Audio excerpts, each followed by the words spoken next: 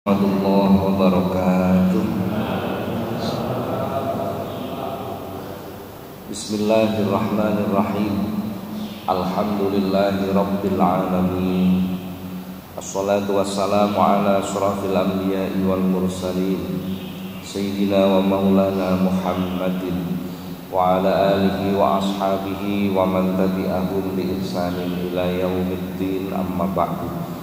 Ila hadratin nabiyil mustafa Muhammadin sallallahu alaihi wasallam wa alihi wa ashabihi wa dhurriyyatihi al-kiram wa ila jami'i baqiyati sahabati wa tabi'in wa syuhada'i wa salihin wal ulama'il 'amilin wa musannifin wa mu'allifin wa jami'il malaikatil muqarrabin wa sadatina sufiyatil muhammidin khususan ila sultanil awliya as-sayyid Muhyiddin Abdul Qadir al-Jilani wasairil awliya illah wal awliya tis'ah wa ummatina wa abaina wa ajdatina wa jaddatina wa masayyifina wa asadidina wa muallimina wa dawil hukubil wajibati alaina wa alal hadirina fi majlisina hadha khususan ila man fataha hadhil qaryah wa khususan ila muallif hadzal kitab asy-syaikh al-imam Jalaluddin bin Kamaluddin As-Suyuti radhiyallahu anhum sayulillahi lahumul fatihah.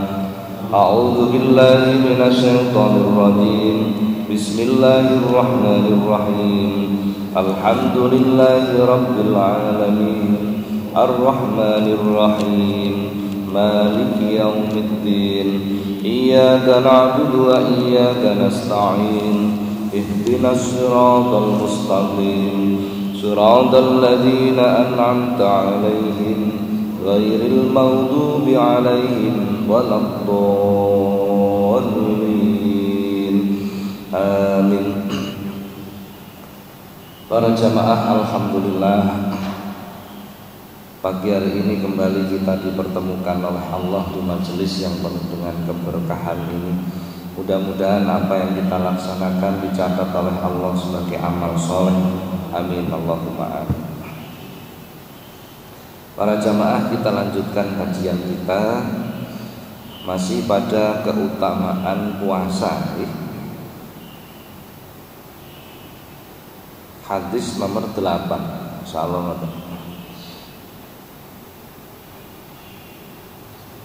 Bismillahirrahmanirrahim. Qala al-musannifu rahimahullah ta'ala wa nafa'ana Allah bihi wa bi'ulumihi wa ada alaina min barakatihi wa asrarihi fid dharain amin. Faqala sallallahu alaihi wasallam lan dawuh sapa Kanjeng Nabi sallallahu alaihi wasallam, as-shaimu tawi wong kang poso iku idza aftara nalikane buka ya shaim salat mongko ndongaake alaihi ing shaim sapa al malaikatu pira-pira malaikah hatta yafruga saingga rampung sapa shaim. Para jamaah, dalam hadis ini Rasulullah menyampaikan ketika orang yang berpuasa itu melakukan buka, saat itu pula para malaikat mendoakan dirinya sampai selesai berbuka. Jadi ini termasuk luar biasa. Didongakno dik sing ndongake niku para malaikat. Luar biasa. Luar biasa. Nah,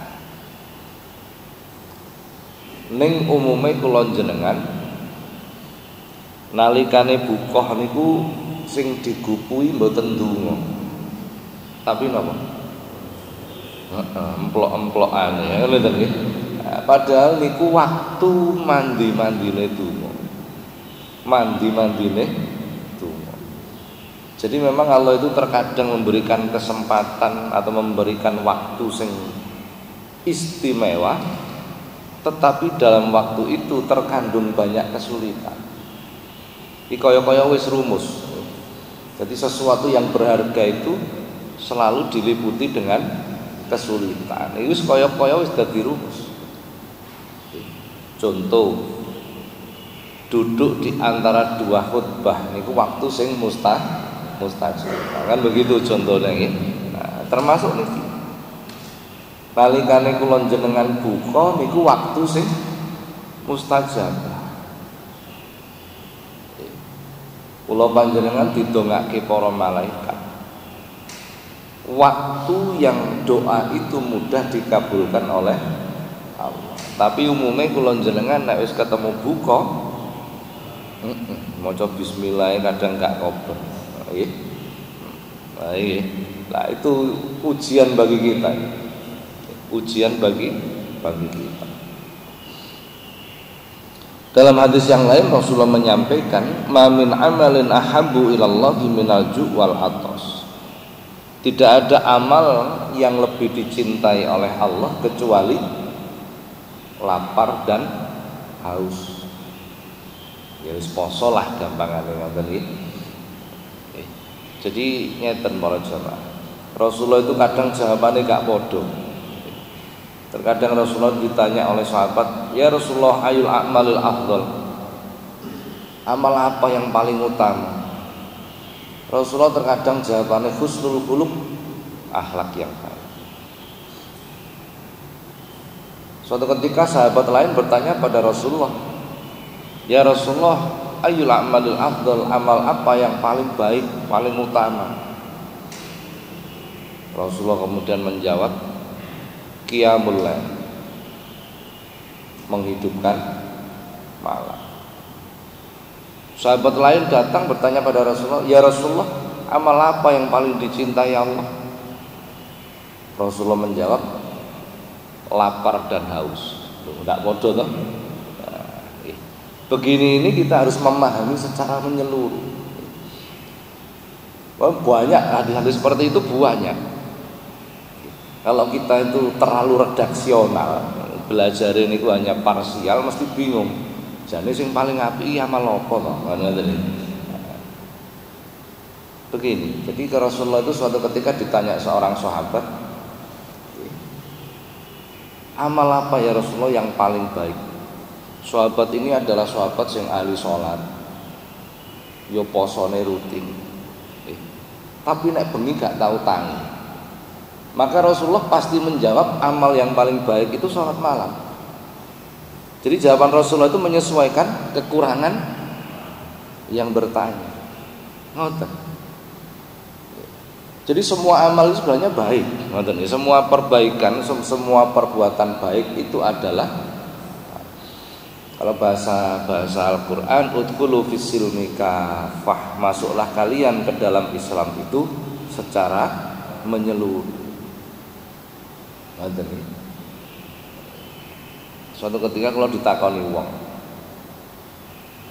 "Pak sanjange afdhalu dzikri niku la ilaha illallah." Sebaik-baik zikir itu la ilaha illallah.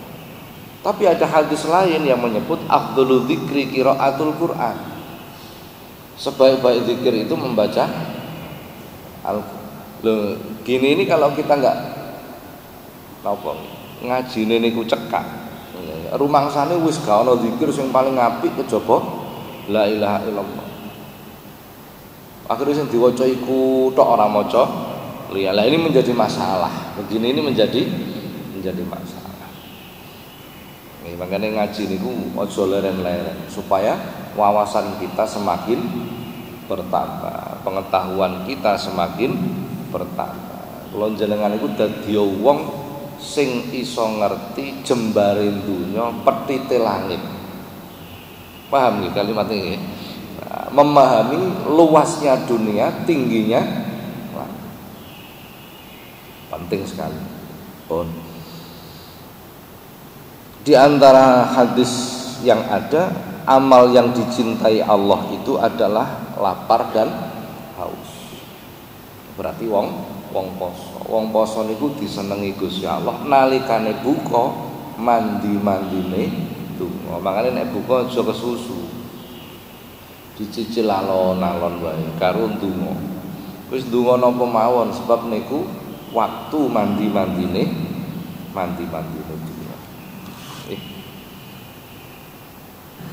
Hadis yang lain Rasulullah menyampaikan, "Idza kana awalul lailatin min Ramadan yaqulullahu ta'ala, man dzalladzi yuhibbuna fanuhibbuhu Wa man dzalladzi yatlubuna fanatlubuhu.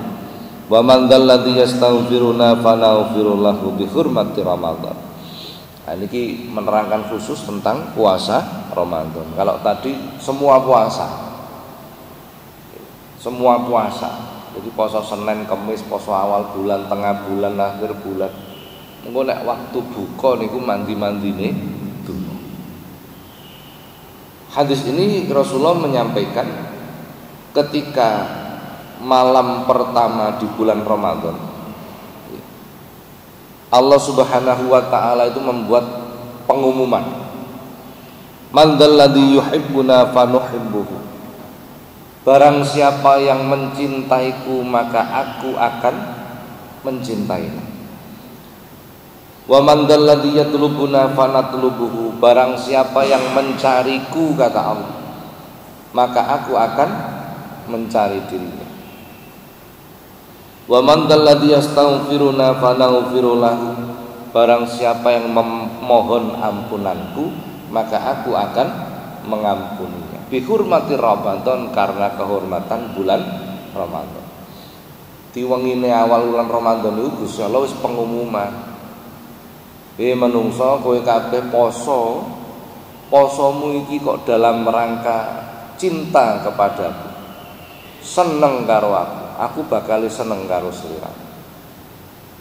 Kowe kabeh poso iki kok dalam rangka mencari diriku, untuk mendekat kepadaku, kata Allah, maka aku akan mendekat kepadamu. Kowe kabeh poso iki kok golek pangapuraku, tak ngapura dosa. Berarti bergantung kepada niatnya. Lah kowe kabeh poso iki kok sebab kepeksan, ayo wis saleh mung kepeksan iku wae. Kan begitu. Logikanya kan seperti itu dan lain sebagainya. Pun kita lanjutkan hadis nomor 9. Wa qala sallallahu alaihi wasallam, lan dawuh sapa Kanjeng Nabi sallallahu alaihi wasallam, likulli syai'in iku likulli syai'in tetep keduwe saben-saben sewiji-wiji zakatun utawi ana zakat.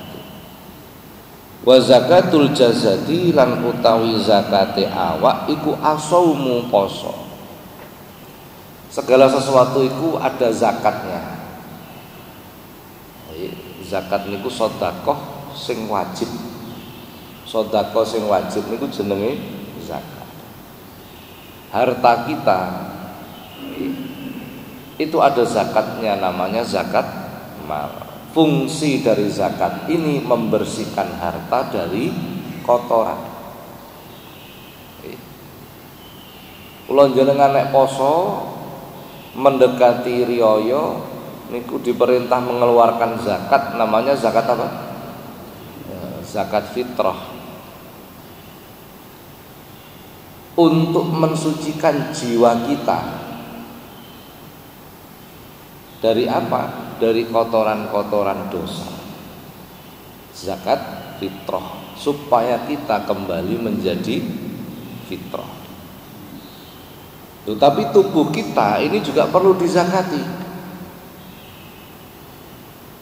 Hadis yang lain Rasulullah itu menyebut, addu zakata abdanikum biqauli la ilaha illallah. Tunaikan zakat tubuhmu dengan bacaan la ilaha illallah. Jadi awake dhewe niki niku nggih perlu dizakati. Dizakati niku disuceni, dibersihkan.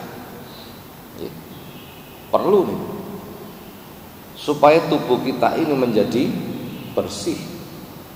Hati kita perlu dibersihkan, jiwa kita, harta kita juga perlu dibersihkan. Hadis yang lain Rasulullah menyampaikan, kullu sulami bani Adam, setiap manusia itu terdapat 360 persendian. Rasulullah SAW, setiap hari, setiap ruas itu wajib untuk dizakati. Hadis ini. Jadi jumlah apa? Persendian kita itu 360. Itu setiap hari wajib dizakati. Cara menzakatinya banyak. Membaca la ilaha illallah itu termasuk menzakati tubuh kita.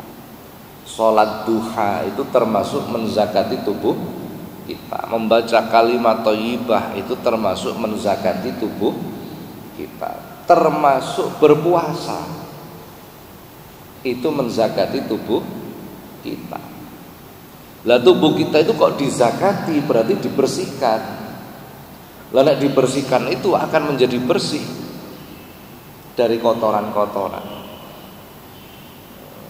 Maka Rasulullah pun menyampaikan dalam hadisnya, sumu tasihu, berpuasalah maka kamu akan menjadi sehat. Karena apa? Dibersihkan kotorannya. Nah, ini termasuk menzakati tubuh kita dan lain sebagainya. Jadi ibarat tubuh kita itu biaya sewane ya ono, ibaratnya begitulah. Maka harus kita keluarkan biaya sewa itu. Ini gambaran mudahnya seperti itu. Lalek tubuhnya itu bersih, suci, hati jiwanya juga suci, hartanya juga suci, maka pantas untuk menghadap kepada Zat yang maha suci.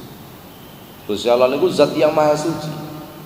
Kula jenengan salat itu ngadep Gusti Allah, wiridan ngadep Gusti Allah, maca Quran ngadep Gusti Allah. Kok kita ketika menghadap kepada Allah tidak dalam keadaan suci, tidak akan bisa diterima. Kalau jenengan sholat itu lah dikongkon sesuci dhisik, kan begitu toh? Bersuci dulu. Kalimatnya bersuci, bukan berwudu sebenarnya, bersuci. Maka yang perlu disucikan itu tidak hanya tubuh kita, tapi pikiran kita, jiwa kita disucikan. Jadi kalau dengan dalam keadaan suci, maka akan mudah diterima oleh Allah. Dawuh Syekh Abdul Qadir Al-Jilani, la yasluhu limujalasatil haqqi ta'ala illal mutahharuna min rijziz zallat. Sungguh tidak pantas orang yang bermajelis dengan Allah, menghadap dengan Allah. Menghadap Allah niku nggih poso, wiridan, maca Quran, salat, ngaji. Ngeten iki menghadap kepada Allah. Wa ana ma'ahu idza dzakaroni, kata Allah. Aku ini akan menyertai orang-orang yang ingat kepada. Salat eling Gusti Allah berarti bermajelis dengan Allah. Poso ya eling Gusti Allah, maka bermajelis dengan Allah. Ngaji ngeten iki eling Gusti Allah melalui hukum-hukume Allah. Bermajelis dengan Allah. Maka kita tidak pantas bermajelis dengan Allah itu kecuali dalam keadaan suci. Makanya pikirane, hatine, tubuhnya, hartanya semua disucikan. Innallaha thayyibun la yaqbalu illa thayyiban, hadis. Allah itu baik, tidak menerima sesuatu yang tidak baik. Dan seterusnya. Ini termasuk keutamaan puasa, kena digawe mensucikan tubuh kita. Hadis yang lain Rasulullah menyampaikan, wa innama kana shaumu zakatul badan li'annahu sirrun min asrarillah. Sesungguhnya puasa itu termasuk zakatnya badan kita, karena puasa itu termasuk rahasia dari beberapa rahasianya Allah. Jadi poso niku zakati badan kita. Berarti mboten nyebut poso Ramadan lho niki. Poso liyane poso Ramadan. Poso niku termasuk riyadhah. Napa riyadhah? Latihan. Panjenengan kepingin iso ngelangi langsung jegur segoro, kira-kira saged ngelangi napa kelelep? Butuh napa jenenge? Latihan. Latihan itu namanya riyadhah. Numpak sepeda ontel Tuku langsung sampean tumpahi, langsung sampean pancal, glundung napa mboten kira-kira? Mesti glundung, napa butuh latihan. Demikian pula kita kepingin ikhlas, sabar, qanaah, ridho, tawakul, tahammul, syukur niku butuh latihan. Latihan itu namanya riyadhah. Bahasa Arab riyadhah. Butuh latihan. Nek mboten dilatih ya ora iso. Mboten saged.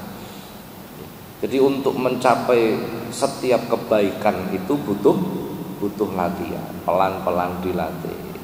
Belajar sabar, belajar ikhlas, belajar. Semua bentuk belajar itu berarti riyadhah.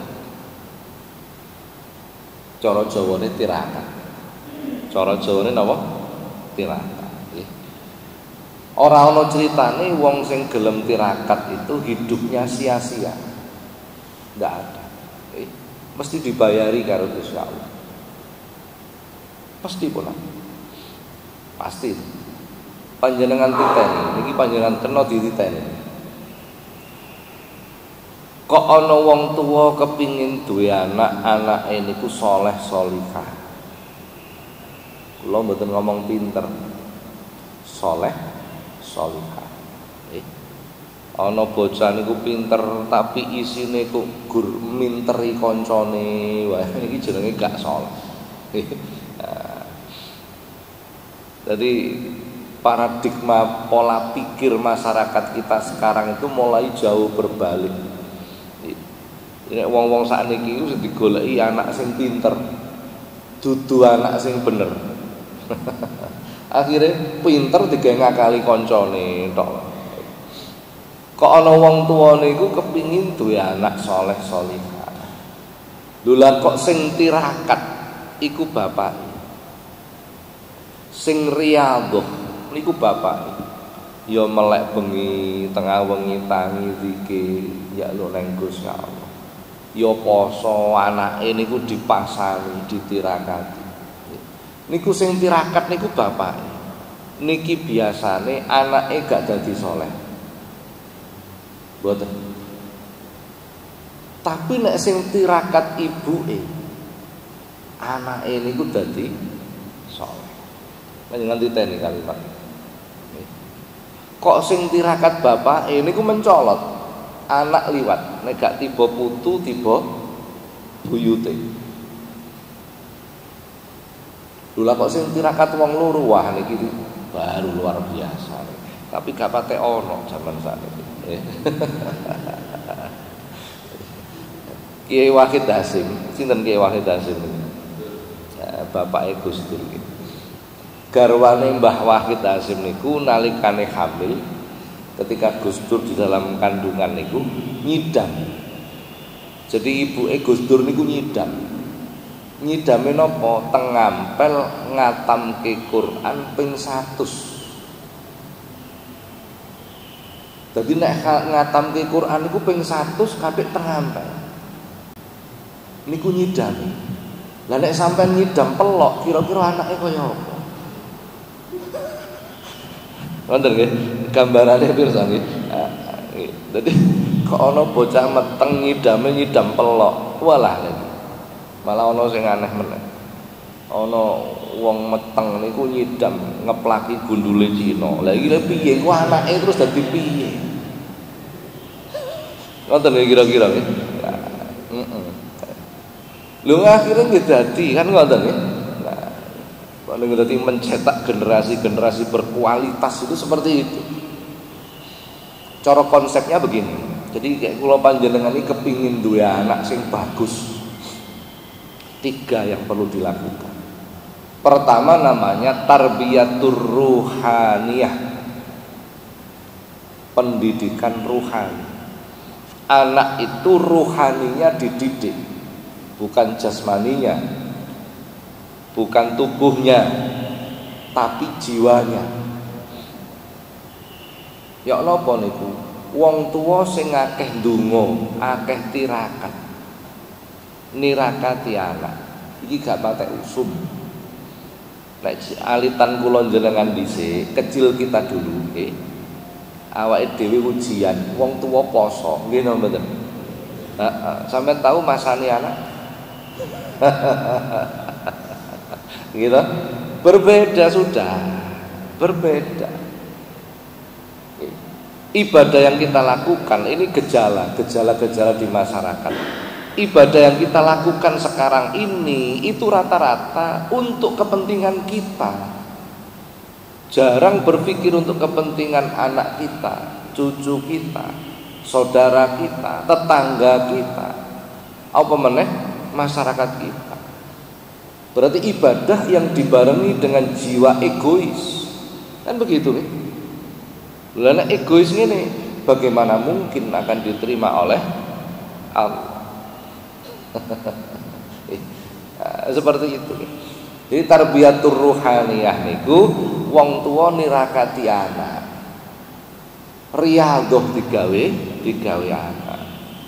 Betul. Ini nomor satu. Nomor satu. Berarti apa yang bisa dilakukan untuk anak? Disambung ruhaninya dengan memperbanyak tirakat, memperbanyak riyadhah. Jiwanya disambung, ruhaninya yang disambung. Mulai dalam kandungan wong tuane wis akeh ndonga, akeh tirakat, akeh sembayang bengi. Itu sambung, jiwanya menjadi sambung. Panjenengan kok kepingin duwe anak soleh solihah, antara lain anak niku dicekel mbun-mbunane diwacake surah Al-Qadar ping 7. Apa lho? Surah Al-Qadar.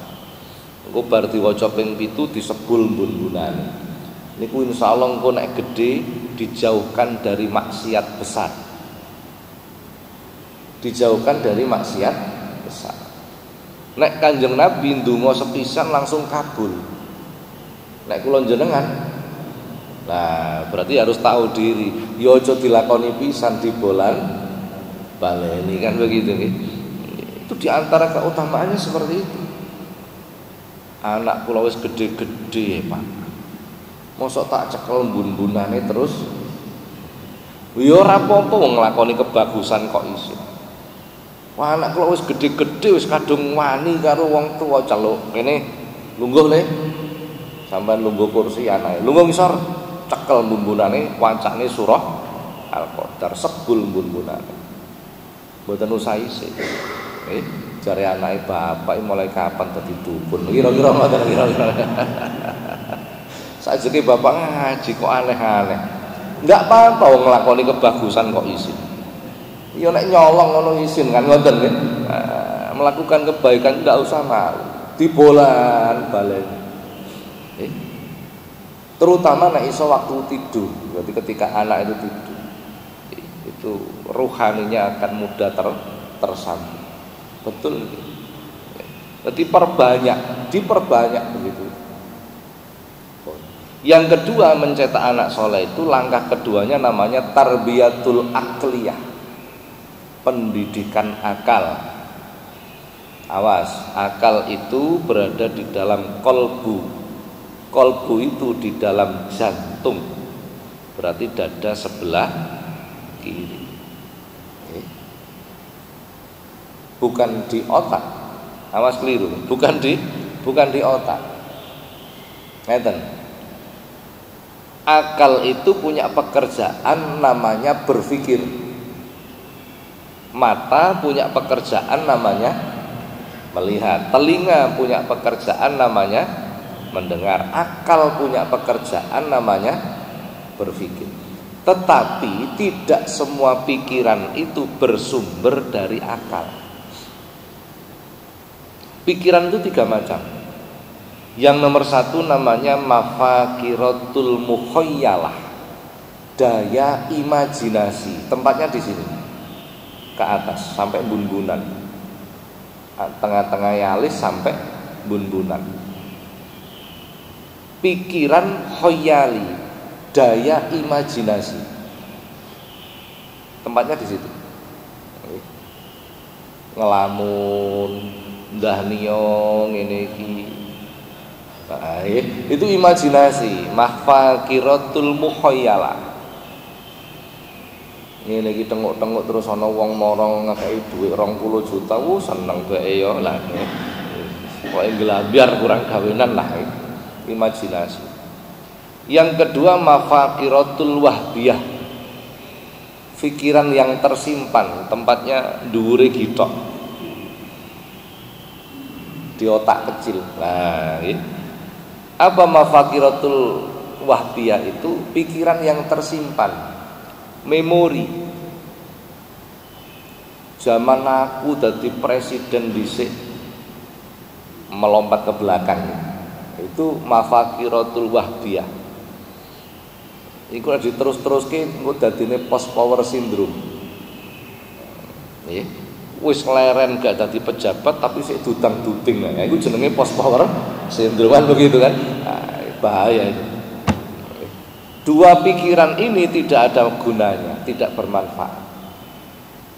Daya imajinasi ataupun memori ini tadi itu rata-rata tidak membawa manfaat. Bukan semua, rata-rata tidak membawa manfaat. Yang ketiga namanya mafaqiratul aqliyah, pikiran akal. Berada dalam qalbu tadi. Akal itu berpikirnya sederhana. Bener apa salah, apik apa elek, oleh apa gak oleh. Apa yang dihadapi, apa yang dihadapi. Jadi tidak melompat ke belakang dan tidak melompat ke depan. Oh, ini sedikit tentang akal nih. Kembali tarbiyatul akliyah. Jadi nek kepingin mencetak generasi-generasi yang kuat, bagus, yang dilakukan kedua namanya mendidik akal. Caranya bagaimana? Sederhana. Apa yang dilihat harus baik, apa yang didengar harus baik, apa yang dirasakan harus baik. Pun telu tok niki. Gampang toh? Angel, mboten gampang. Sing didelok kudu apik. Kira-kira putra-putrine jenengan antarane ndelok ceramah karo ndelok sinetron luwih seneng. Nah, teko kene wae wis kalah awake itu, nggih. Gitu. Beda kalau anak itu ditaruh di pesantren 24 jam itu. Sing didelok itu kitab Quran. Terus begitu kan? Yang didengar lah jelas. Gak mungkin bocah yang pondok ndelok HP, ora mungkin. Gitu. Dan lain sebagainya. Generasi-generasi apa jenenge milenial iki, ibu-ibu muda zaman sekarang niku, anak rewel malah dituki HP supaya orang rewel. Akhirnya anak hobine dolanan, enggak hobi serius, hobine mung dolanan. Jadi apa yang dilihat, apa yang didengar, yang ketiga apa yang dirasakan oleh anak itu sesuatu yang baik. Anak itu kan mempunyai perasaan. Jadi perasaannya itu dijaga supaya merespon yang baik saja. Sing nomor 3, mendidik anak supaya menjadi generasi yang kuat, yang baik, namanya tarbiyatul ghiraziyah. Anak dilatih gelem rekoso. Apa gelem rekoso? Gelem kangelan.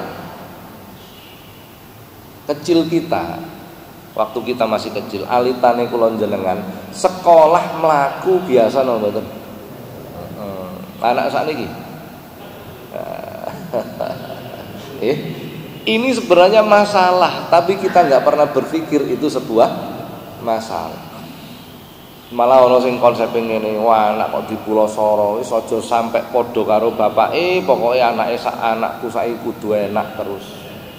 Awas, hati-hati.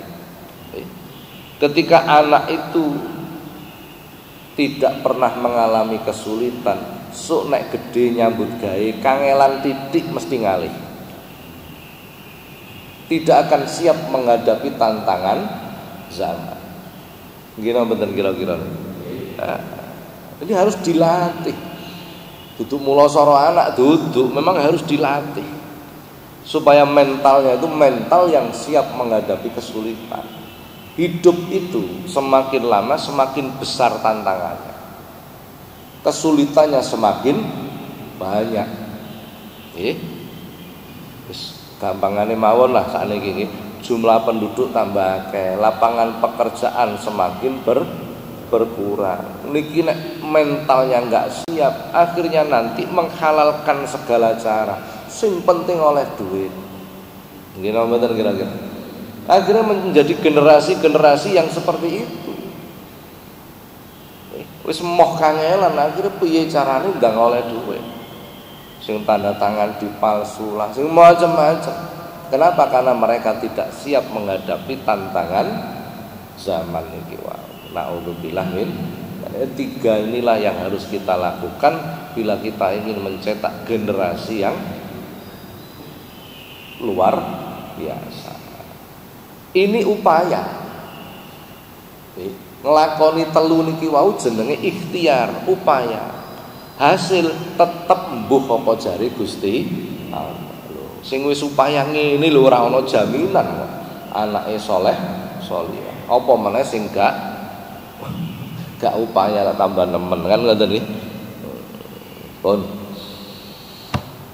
hadis nomor 10. Waqala sallallahu alaihi wasallam lan dawuh sapa Kanjeng Nabi sallallahu alaihi wasallam. Naumu shaimi utawi turune wong kang poso iku ibadatun dicatet ibadah. Wasuntuhu lan menenge wong poso iku tasbihun dicatet padha karo maca tasbih.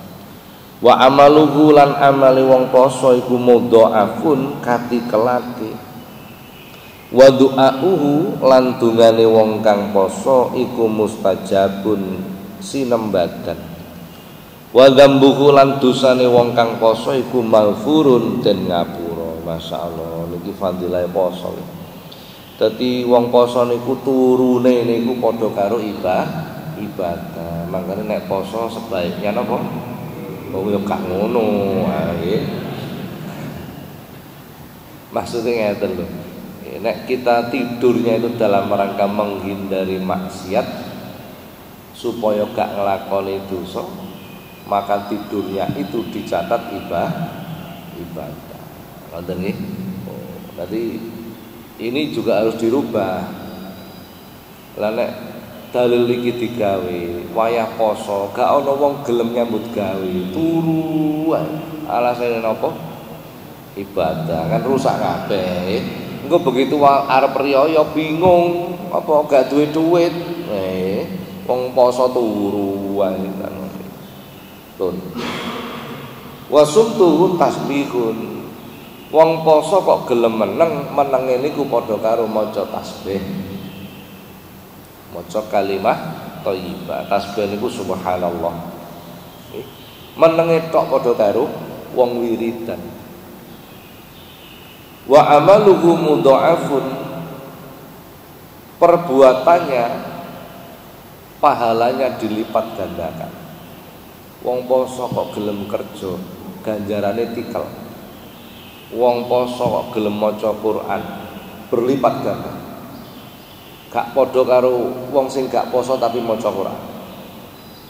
Padha-padha maca Qurane sing siji poso, sing siji gak poso. Niku beda bayarane. Bayarane beda. Mangkane panjenengan kok kepengin bayaran akeh, ya poso. Ditambahi amal-amal yang lain. Ya gelem poso, ya wiridan, ya maca Quran, ya sedekah.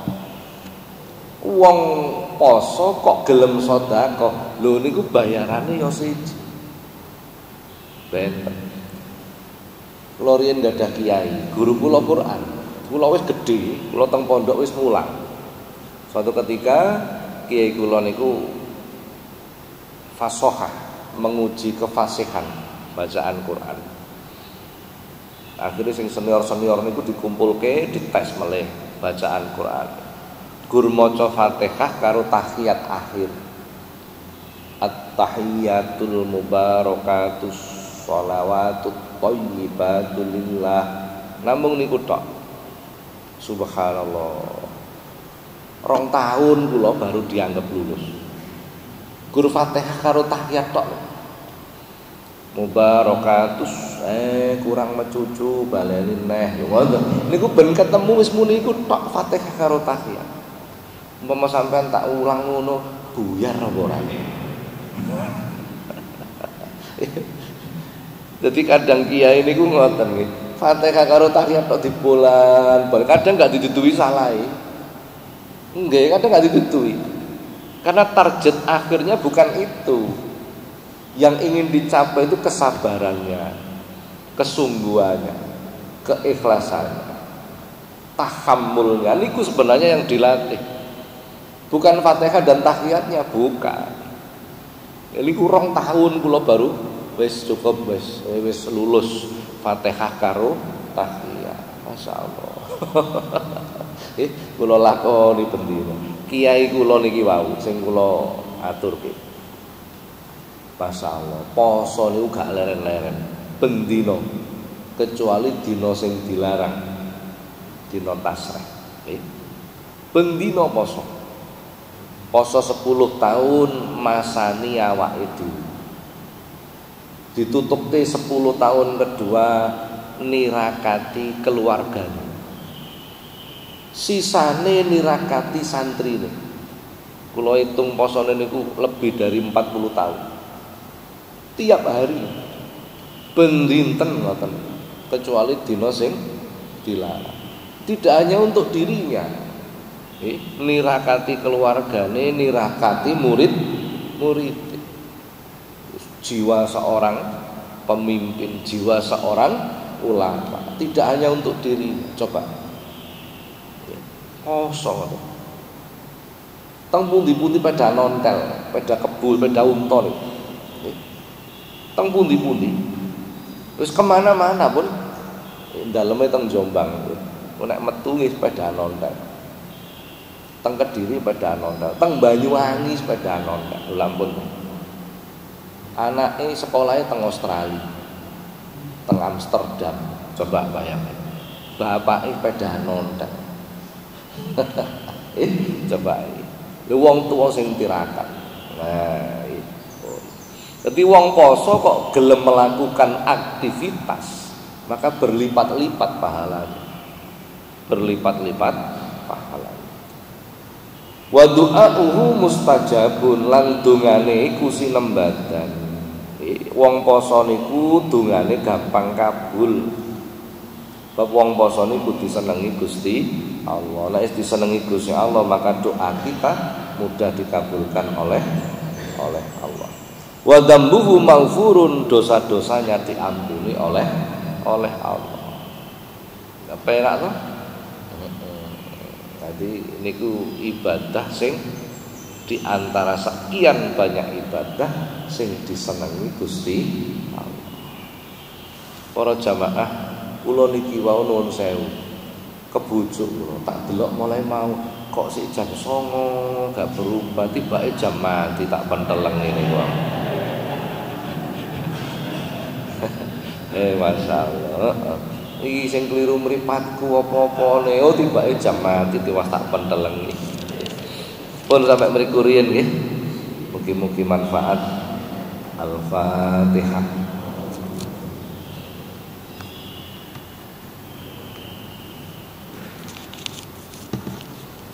Assalamualaikum warahmatullahi wabarakatuh.